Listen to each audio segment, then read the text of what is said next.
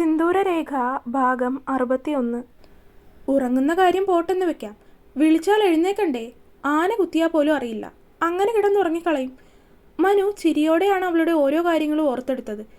വീട്ടിലേക്കെത്തി അവൾ ഉറക്കമാണെന്നറിഞ്ഞപ്പോൾ പിന്നെ അവളെ ഒന്ന് കളിപ്പിക്കാമെന്ന് കരുതി. അങ്ങനെയാണ് അവൾ കാണാതെ ഒളിച്ചൊക്കെ നിന്നത്. സർപ്രൈസ് ആവുമെന്നൊക്കെ കരുതിയെങ്കിലും അതൊന്നും ഉണ്ടായില്ല. വിചാരിച്ചതുപോലെ ഞാൻ വന്ന് വിളിച്ചില്ലെങ്കിലും അമ്മ വന്ന് രണ്ടാമതൊന്ന് വിളിച്ചപ്പോൾ ആള് കൂടെ പോന്നു.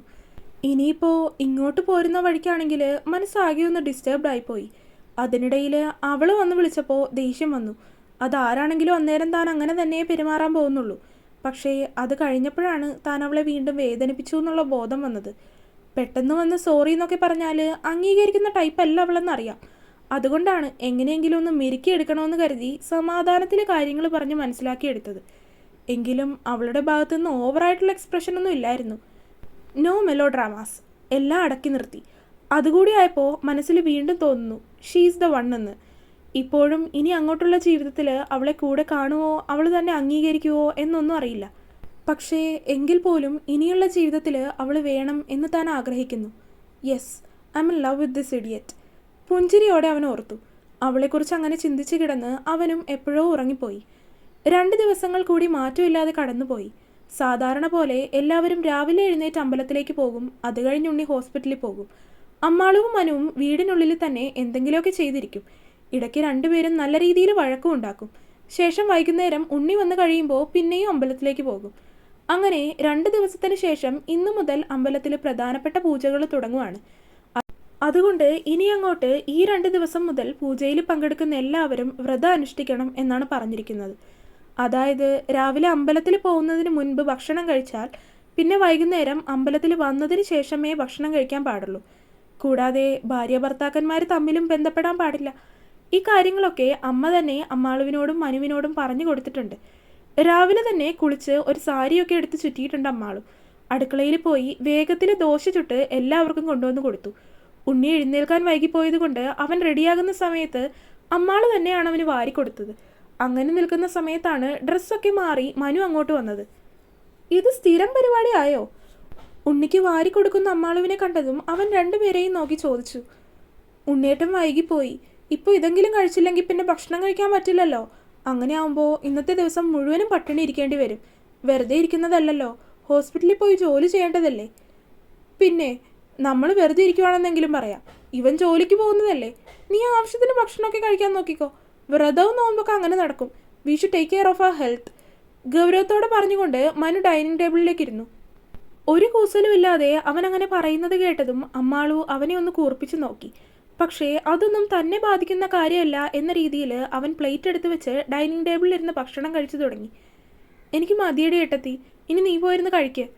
കുറച്ചു കഴിഞ്ഞ് ഉണ്ണി പറഞ്ഞതും അമ്മാളുവും അതേ പ്ലേറ്റിൽ തന്നെ ഭക്ഷണം എടുത്ത് അവളും മനുവിൻ്റെ കൂടെ ഇരുന്ന് കഴിച്ചു. അമ്പലത്തിലേക്കെത്തി പൂജയിലൊക്കെ പങ്കെടുത്തു കഴിഞ്ഞപ്പോൾ അമ്മാവൻ വീണ്ടും മനുവിൻ്റെ അടുത്തേക്ക് വന്നു. മോനോട് ഞാനൊരു തവണ ഇത് പറഞ്ഞതാണ്. എങ്കിലും ഇനി ഒന്നുകൂടി ചോദിക്കുവാണ്. ഉത്സവം തീരാൻ ഇനി ആകെ 3 ദിവസം മാത്രമേ ഉള്ളത്. ഈ 3 ദിവസമാണ് ഈ ഉത്സവത്തിൻ്റെ ഏറ്റവും പ്രധാനപ്പെട്ട കർമ്മങ്ങളും പൂജകളും ഒക്കെ നടക്കുന്നത്. അപ്പോൾ അതിൻ്റെ എല്ലാ അനുഗ്രഹങ്ങളും കിട്ടാൻ തറവാട്ടിലുള്ളവരെല്ലാവരും തറവാട്ടിൽ തന്നെ നിൽക്കുന്നതായിരിക്കും ഉചിതം. നിങ്ങളിങ്ങനെ അകന്നു മാറി നിൽക്കുന്നതിലും തറവാട്ടിൽ വന്ന് നിൽക്കുന്നതല്ലേ നല്ലത്. അങ്ങനെ നിന്നൂടെ?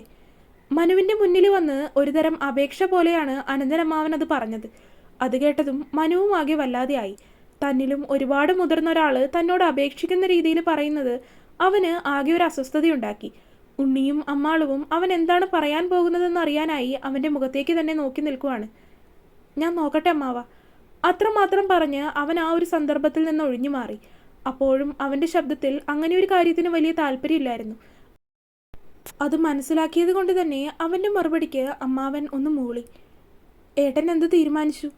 തിരികെയുള്ള യാത്രയിൽ ഉണ്ണി മനുവിനോട് ചോദിച്ചു. എനിക്കറിയില്ല. അന്നേരം ഞാൻ ആലോചിക്കാമെന്ന് പറഞ്ഞത് തന്നെ വെറുതെ പറഞ്ഞതാ. നീ എന്ത് പറയുന്നു? അമ്മാവൻ ഇത്രയും കാര്യമായിട്ട് നമ്മളെ വിളിച്ച സ്ഥിതിക്ക് പോകാതിരിക്കുന്നത് മോശമാണെന്ന് തോന്നുന്നു. നമ്മളോട് ചെയ്ത കാര്യം വെച്ച് നോക്കുമ്പോൾ മോശമാണോ അല്ലയോ എന്നൊന്നും നമ്മൾ നോക്കേണ്ട കാര്യമില്ല. എങ്കിലും അത്രയും പ്രായമുള്ള ഒരാൾ നമ്മളുടെ മുൻപിൽ അപേക്ഷ പോലെ വന്ന് പറയുന്നത് എനിക്കും ആകെ വല്ലാതെയായി. മനുവും പറഞ്ഞു. അമ്മാൾ പിന്നെ ഇതിലൊന്നിലും ഇടപെടാതിരിക്കുവാണ്. അവരെന്താണ് വെച്ചാൽ തീരുമാനിക്കട്ടെ എന്ന രീതിയിൽ. അങ്ങനെ ഇരിക്കെ പെട്ടെന്നാണ് ഉണ്ണിയുടെ ഫോണിലേക്ക് ഒരു കോള് വരുന്നത്. അമ്മയാണല്ലോ. എന്ന് പറഞ്ഞ് അവൻ ഫോൺ അറ്റൻഡ് ചെയ്തു. ഹലോ, എന്താ അമ്മ? ഉണ്ണി, നീ തിരികെ ഒന്ന് അമ്പലത്തിലേക്ക് വരുമോ? എന്താ, എന്തേലും പ്രശ്നമുണ്ടോ? പ്രശ്നമൊന്നുമില്ല, ഇവിടെ 1-2 കാര്യങ്ങൾ ചെയ്യാൻ വേണ്ടിയിട്ടായിരുന്നു. ഏട്ടനും ഏട്ടത്തിയും വരണോ? വേണ്ട, ആരെങ്കിലും ഒരാളായാലും വന്നാൽ മതി. അങ്ങനെയാണെങ്കിൽ ഞങ്ങളിപ്പോൾ വീട്ടിലേക്ക് പോയിക്കൊണ്ടിരിക്കുവാണ്. വീട്ടിലെത്തി അവരെ അവിടെ ആക്കിയിട്ട് ഞാൻ തിരികെ വരാം. ഉണ്ണി പറഞ്ഞതും അമ്മ സമ്മതം മൂളിക്കൊണ്ട് ഫോൺ വെച്ചു. പറഞ്ഞതുപോലെ അവരെ തിരികെ വീട്ടിലേക്ക് ആക്കി കൊടുത്തതിന് ശേഷം ഉണ്ണി തിരികെ അമ്പലത്തിലേക്ക് തന്നെ പോയി. അപ്പോഴേക്കും നല്ല രീതിയിൽ കാർമേഘം വന്ന് മൂടിയിട്ടുണ്ടായിരുന്നു. വീടിനകത്തേക്ക് കയറിയപ്പോൾ തന്നെ ചെറുതായിട്ട് മഴ പൊടിഞ്ഞു തുടങ്ങി. അമ്പലത്തിലുള്ളവരുടെയൊക്കെ കയ്യിൽ കുടയുണ്ടോന്നാവോ? അകത്തേക്ക് കയറുന്നത് വഴി അമ്മാള് വെറുതെ പറഞ്ഞു. മനുവേട്ടൻ ശരിക്കും തറവാട്ടിലേക്ക് പോകുന്നുണ്ടോ? ഇത്രയും നേരം വെള്ളവും ഒന്നും കുടിക്കാതിരുന്നത് കൊണ്ട് തന്നെ ഡൈനിങ് ടേബിളിൽ ഇരുന്നിരുന്ന ജഗ്ഗിൽ നിന്ന് വെള്ളം എടുത്ത് കുടിച്ചുകൊണ്ട് അമ്മാളും അവനോട് ചോദിച്ചു. ആലോചിക്കണം. അവൻ അങ്ങനെ പറഞ്ഞതും ഒന്ന് മൂളിക്കൊണ്ട് ഡ്രസ്സ് മാറുന്നതിനായി അമ്മാൾ മുറിയിലേക്ക് കയറി. അവളുടെ പിന്നിലായി തന്നെ മനുവും മുറിയിലേക്ക് വന്നു. തറവാട്ടിലേക്ക് പോവുകയാണെങ്കിൽ മനുവേട്ടനും ഉണ്ണിയേട്ടനും പോയാൽ മതി. എന്നെ എൻ്റെ വീട്ടിലേക്ക് ആക്കി തന്നേക്ക്. അവനെ നോക്കാതെ തന്നെ അവൾ പറഞ്ഞു. അതെന്തിനാ? ഞാൻ കൂടെ ഉണ്ടെങ്കിലും നിനക്ക് അങ്ങോട്ട് വരാൻ പറ്റില്ലേ? എനിക്കങ്ങോട്ട് വരാൻ പറ്റുമെന്ന് തോന്നുന്നില്ല മനുവേട്ടാ. പോരാത്തതിന് അവിടെ വന്ന് നിൽക്കുമ്പോൾ എനിക്കൊരു സമാധാനം ഉണ്ടാവുമെന്ന് തോന്നുന്നില്ല. അതെന്താ? അവൾ അങ്ങനെ പറയുന്നത് കേട്ടതും മനു സംശയത്തോടെ ചോദിച്ചു. ഇപ്പോൾ തന്നെ അവിടെ ഉള്ളവരൊക്കെ എന്നെ കണ്ടിട്ടും കാണാത്തതുപോലെയാണ്. ഇനി അതിനിടയിലേക്ക് ഞാൻ വന്ന് വെറുതെ എന്തിനാണ് മനഃപൂർവ്വം അവിടെ ഒരു അവഗണന വാങ്ങുന്നത്? അവനിൽ നിന്ന് മുഖം തിരിച്ചുകൊണ്ടാണ് അവൾ ഇതെല്ലാം പറയുന്നത്. എന്തോ അത് പറയുമ്പോൾ അവളുടെ ശബ്ദത്തിൽ ഒരു വേദന പോലെ തോന്നിയതും അവൻ അവളുടെ അടുത്തേക്ക് വന്നു. അമ്മു. അവൻ വിളിച്ചിട്ടും അവൾ തിരിഞ്ഞു നോക്കിയില്ല. അവളുടെ കയ്യിൽ പിടിച്ച് അവൻ അവളെ തനിക്ക് നേരെ തിരിച്ചു നിർത്തി. എന്നിട്ടും മുഖം കുനിച്ച് നിൽക്കുന്നവളെ താടിത്തുമ്പിൽ പിടിച്ച് മുഖം ഉയർത്തി. അവളുടെ മുഖമാകെ ചുവന്നിരിക്കുമായിരുന്നു.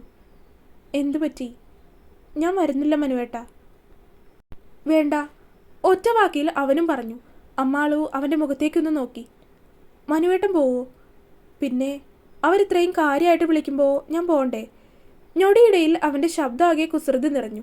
അവളെ കളിപ്പിക്കാനായിട്ട് അവൻ മനഃപൂർവ്വം അങ്ങനെ പറഞ്ഞു. നീ വരുന്നില്ലെന്ന് ഉറപ്പല്ലേ? ഞാനില്ല. അച്ഛൻ്റെ പ്രശ്നം മാത്രമാണോ കാര്യം? അതല്ല കാരണമെന്ന് ഞാൻ പറഞ്ഞാൽ നീ അല്ലെന്ന് പറയുമോ? മനു ചോദിച്ചതും അമ്മാളും ഒന്നും മിണ്ടിയില്ല. നാളെ നമ്മൾ തറവാട്ടിലേക്ക് പോകുന്നു. കൂടെ നീയും വരും. ഉറപ്പോടെ മനു പറഞ്ഞതും അമ്മാളും അത്ര താല്പര്യമില്ലാത്തതുപോലെയാണ് അവനെ നോക്കിയത്. എൻ്റെ കൂടെ വരില്ലേ? അവിടെ എനിക്ക് ശരിയാവില്ല മനുവേട്ടാ. നീ അവിടുത്തെ കാര്യം ഒന്നും നോക്കണ്ട, ആരുടെയും കാര്യം നോക്കണ്ട. എൻ്റെ ഭാര്യ എൻ്റെ കൂടെ എനിക്ക് വേണ്ടി വരും ഇല്ലേ? അവളെ നോക്കി അവൻ ചോദിച്ചതും അത്ര സമ്മതമല്ലെങ്കിലും അവൾ അവന് വേണ്ടി അതും സമ്മതിച്ചു. അപ്പോഴും അവളുടെ മുഖത്തിനൊരു തെളിച്ചമില്ല. പുറത്ത് മഴ ശക്തിയായി പെയ്യുന്നുണ്ട്. കാറ്റിൽ ജനാല വന്നിടിച്ചതും അമ്മാളും ഒന്ന് ഞെട്ടി.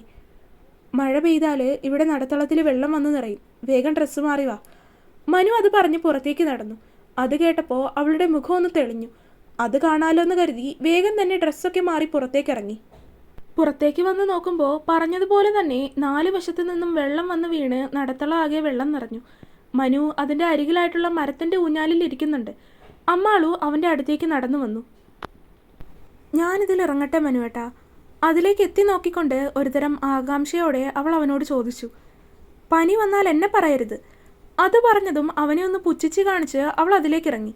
അപ്പോഴും മഴ നന്നായി തന്നെ പെയ്യുന്നുണ്ട്.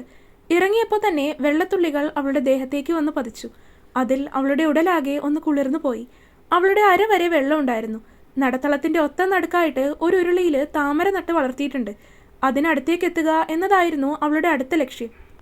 മനുവേട്ടാ, നല്ല രസമുണ്ട്, ഇങ്ങോട്ട് വാ. ഞാൻ വരുന്നില്ല. അപ്പോൾ തന്നെ മനു വരുന്നില്ലെന്ന് പറഞ്ഞൊഴിഞ്ഞു. അവനെ നോക്കിയൊന്ന് മുഖം വീർപ്പിച്ച് കാണിച്ച് അവൾ അതിനടുത്തേക്ക് നടന്നു. പോകുന്ന വഴിക്ക് വെള്ളമൊക്കെ തട്ടിത്തെറിപ്പിക്കുന്നുമുണ്ട്. അമ്മു വീഴരുത്, ഞാനിപ്പോൾ വരാം. അത് പറഞ്ഞ് അവൻ നേരെ മുറിയിലേക്ക് പോയി.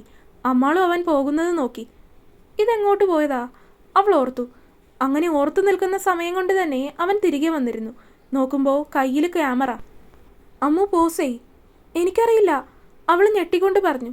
അവളിൽ പെട്ടെന്ന് അവൻ ഇതെന്തൊക്കെയാണ് ചെയ്യുന്നത് എന്നുള്ള അന്താളിപ്പായിരുന്നു. Do some dance steps Ammu, ഇവിടെ നിന്ന് നോക്കുമ്പോൾ നല്ല ഭംഗിയുണ്ട് കാണാൻ. അവൻ വീണ്ടും നിർബന്ധിച്ചതും അമ്മാളും അവിടെ നിന്ന് 1-2 സ്റ്റെപ്പൊക്കെ വെച്ചു.